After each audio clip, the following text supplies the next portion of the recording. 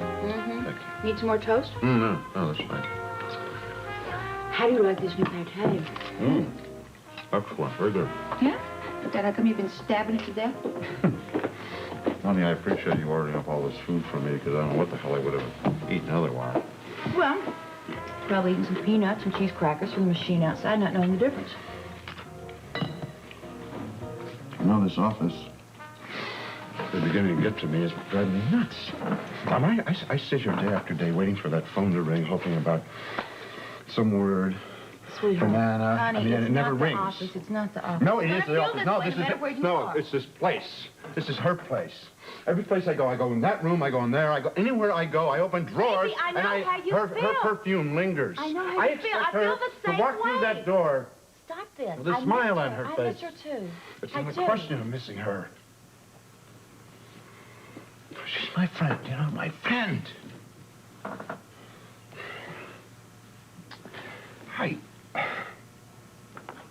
Honey, I keep thinking. What if she doesn't walk through that door someday? will you stop this, please? Just stop this. This is this Irish gloom and doom. I can't stand this, please. Now, look.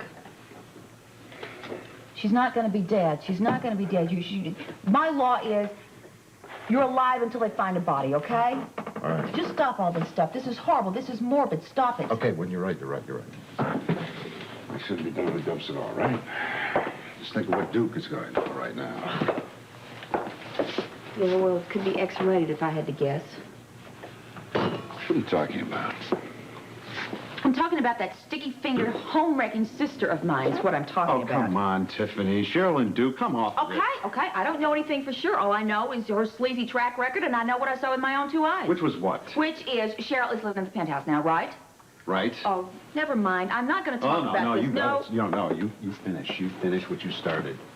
Okay. I just went over to her house, you know, for a little visit, a little friendly-like visit, you know. Friendly-like. Well, I actually wanted to make sure that she was going to keep her grubby little hands off you, you know. Does that make you feel better? Makes me feel very good. Good. Is she? Good. Well, she said she would, but time will tell on that. And Duke was there? Let me just tell you. Okay. Yes, Cheryl had this little table set out for two, you know, chilled wine, little lunch. The elevator opens, Duke walks out. Looking just as innocent as Huck Finn. And he's carrying a bag of parts that he said he got from the hardware store. No. I hate to ruin your story, but maybe he was just playing concerned landlord. He came up to fix a faucet. He said, "Come on, you know." You know what he's been going through and what he's done. Yeah, he is worried sick about Anna. Yes, and he also thinks that Robert is still in love with Anna and that Robert is going to ace him out as soon as Anna comes back. Now, my sister, the opportunist, saw this little fish swimming alone, temporary though it may be, and she wanted to set her hooks into him. No, I don't buy it. Oh. Duke is mad at Robert, not Anna. Well? What the hell are we sitting here talking about other people's problems for when we should be talking about our own? I don't know. You know what bothers me? What? She didn't even seem guilty. She didn't even feel guilty. She didn't look guilty. Maybe for once she wasn't. Not that she ever was before.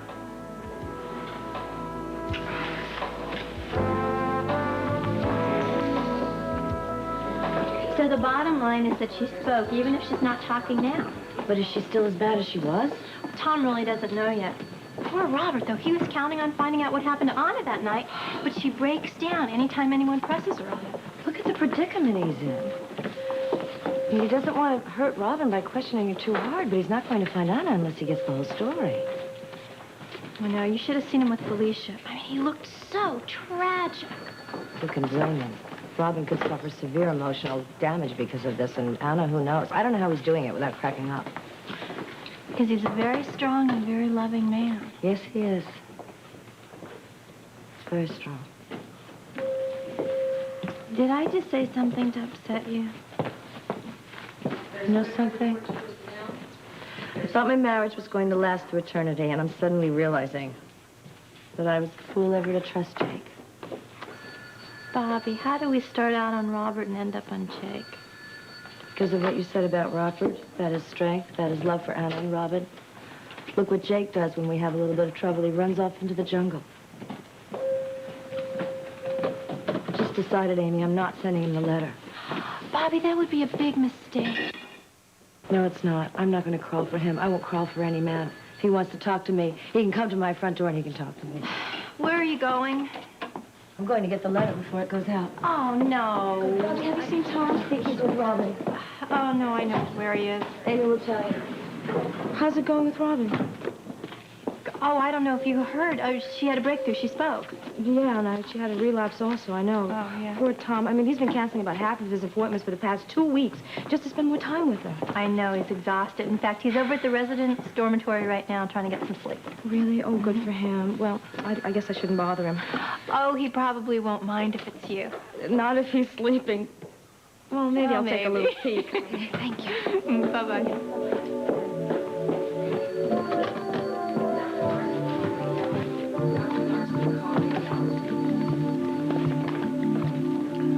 Sometimes I think the shower does more good than the piddling 2 hours of sleep.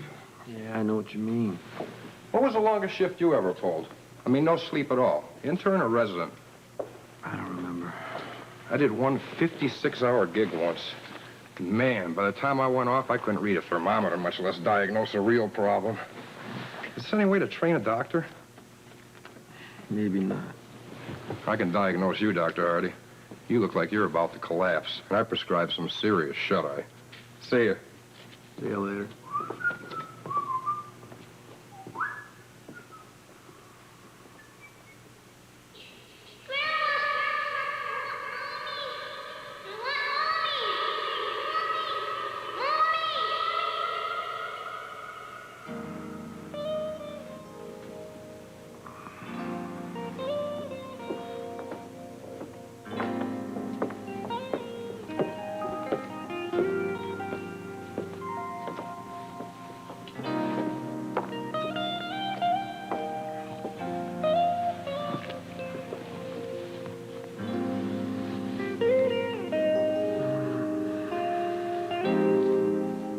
Boogie.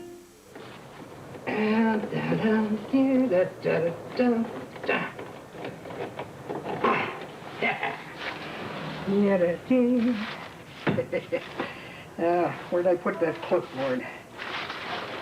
There we go.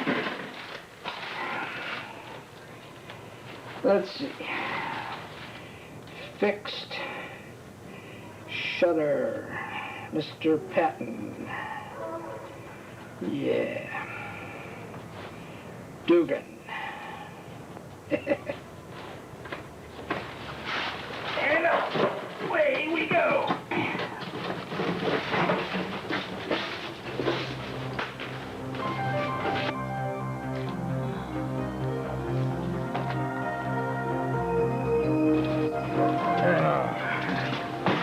I'm getting too old for this.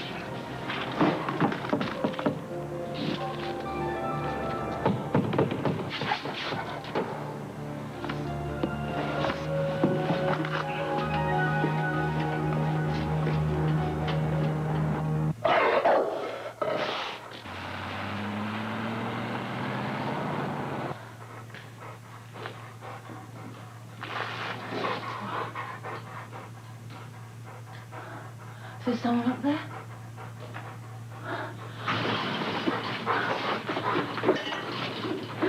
Help me! Help! I'm down here! Hello? Hello?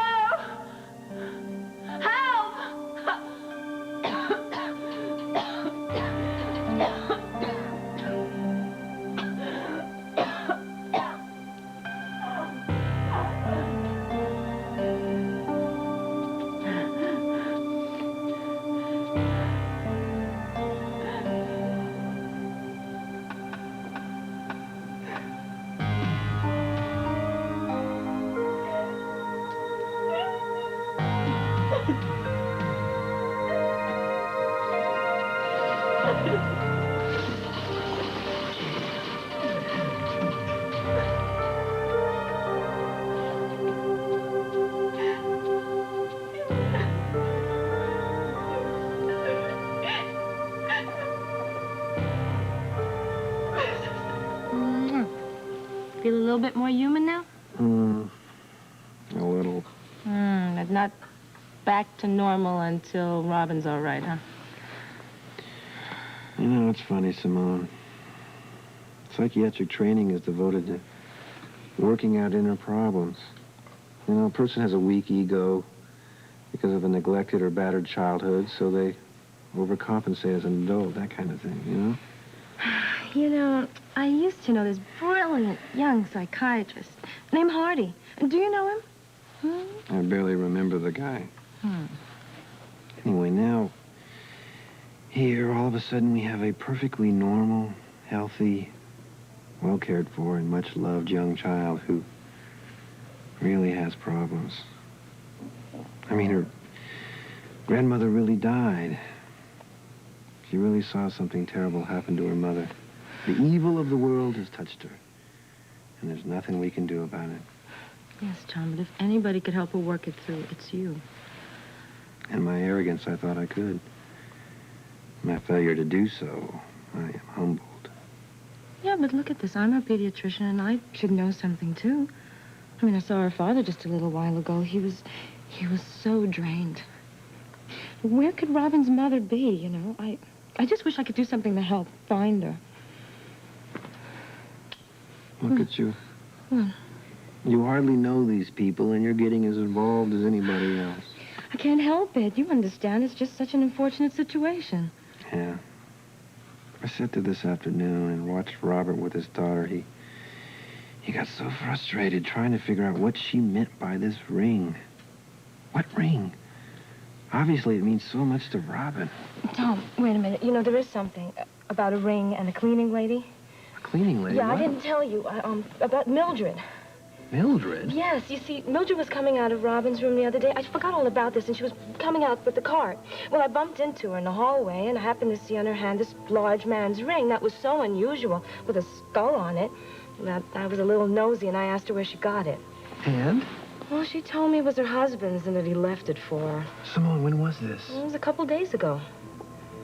That's about the same time that we thought Robin was misbehaving and she tore up the room. Yeah, so could this be the same ring? Does it sound crazy? Well, I don't know, but it's up to Mr. Scorpio to decide that. This could be exactly what he's looking for. Or it could be that Mildred's old man left her the ring. Well, I'd hate to get his hopes up and it's all for nothing. Well, there's only one way to find out. Let's ask Robert Scorpio. Okay. Ready to go? Sure. Let me get these shoes on real quick. I am so proud of you. This could be exactly what we need. Thanks.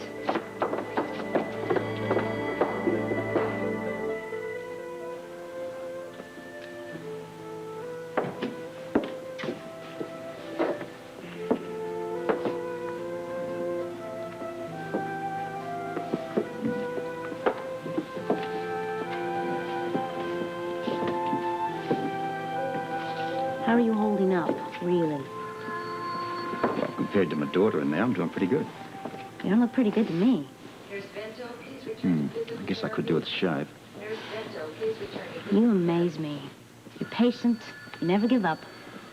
I feel bad that I haven't been able to do any of this. I mean, every time I do something, it fails.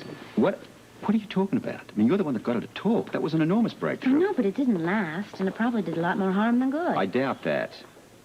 And I'm sure Tom Hardy will agree with me. Look, it's got to be small steps with her. I mean, we got to realize that. Especially me, when I start bullying her the way I did. You didn't bully her. It's a matter of opinion. Well, while we're on this subject, what else do you want to beat up on yourself about? Well, I was just talking about all those files that Sean and I screened for you. Mm-hmm. I mean, nothing really worked out, but there were lots of disgusting people doing lots of disgusting crimes, but none of them turned out. Yeah, well, I just weren't involved this time. Yeah, but they all had a reason for revenge against you. I could have sworn it was somebody there. Somebody like George Wheeler or Grant Putnam or something. Putnam's file wasn't there. Yes, it was. Sweetheart, I went through them. It wasn't there. Yes, it was. I read it. It was right in there. As a matter of fact, Sean and I were talking about how much he despised you. Where's Putnam now? I think he's in a mental hospital. My own business, please. It's local. It's local. Who are you calling?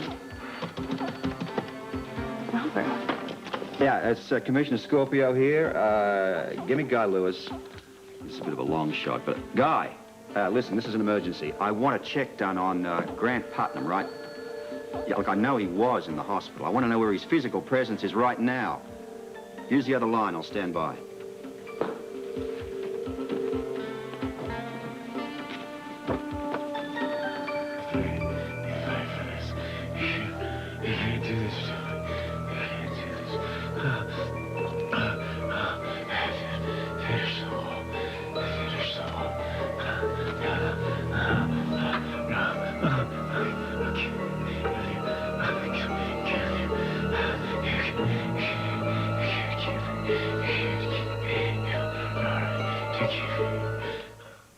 Whatever happened to Margot Hemingway? Hi, we're the guys on Full House. Yeah, you know the show with the 3 guys, the 3 kids, the baby. I'm the tall guy. I'm the dark-haired guy. I'm the blonde-haired guy. We're just like Charlie's Angels, but we use a lot less hairspray. And we change diapers. Well, they changed angels.